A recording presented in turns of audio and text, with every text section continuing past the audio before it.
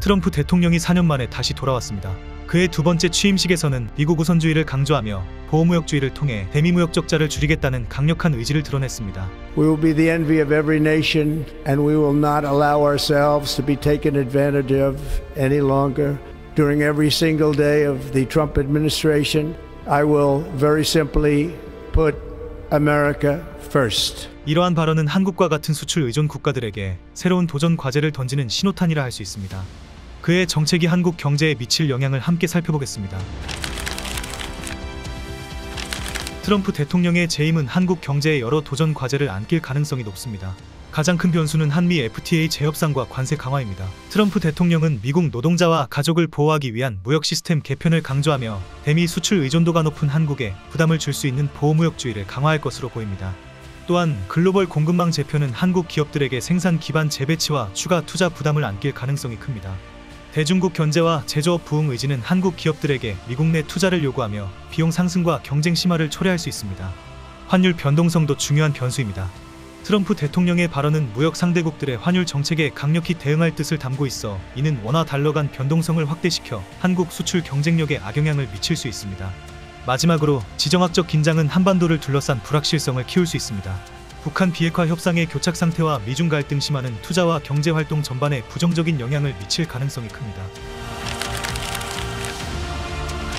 미중 간 갈등이 심화될 경우 미국은 중국산 제품에 대한 의존도를 줄이려 할 것이며 이는 품질과 기술력에서 경쟁력을 갖춘 한국 기업들에게 대체 시장으로의 진출 가능성을 열어줄 기회가 될 수도 있습니다.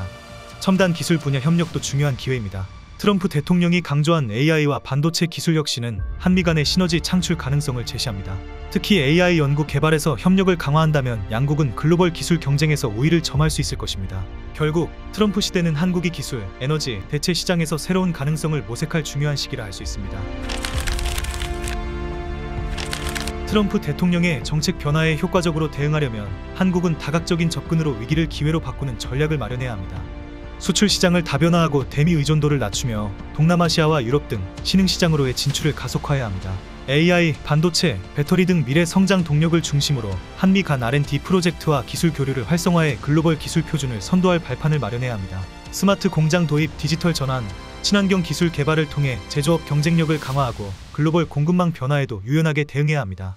환율 변동성에 대비해 정부와 기업 모두 리스크를 최소화할 수 있는 방안을 강구하고 다자외교와 한미 동맹을 통해 동북아 평화를 위한 협력도 강화해야 합니다. 한국은 이러한 전략을 통해 글로벌 경제 환경 속에서 새로운 도약의 기회를 만들어야 합니다. 많은 전문가들은 트럼프 대통령의 재취임은 한국 경제의 위기를 불러올 것이라 합니다. 하지만 우리 민족은 언제나 위기 속에서 기회를 찾고 도전해왔습니다. 보호무역주의와 지정학적 리스크는 경계해야 할 요인이지만 첨단 기술 협력과 수출 다변화를 통해 새로운 가능성을 모색할 수 있습니다. 지금의 도전을 기회로 바꾸기 위한 한국의 전략이 더욱 주목되는 시점입니다.